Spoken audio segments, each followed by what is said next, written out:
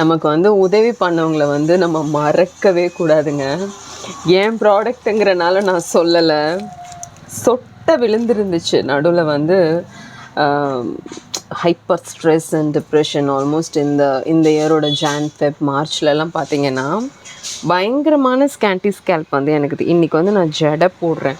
ஜடைங்கிறதெல்லாம் வந்து ஆல்மோஸ்ட் ஒரு 5-6 இயர்ஸ் ஜடை போட்டால் சிரிப்பாக இருக்கும், அந்த கான்செப்டில் இருந்தது. இங்கே பாருங்கள், everything is my baby hair. எனக்கு எக்கச்சக்கமான கிளைண்ட்ஸ் வந்து ஃபீட்பேக் கொடுத்துருக்காங்க. பட் என்னோடய ஹேரே வந்து ஒரு பெரிய பெரிய பெரிய எவிடன்ஸுங்க எனக்கு.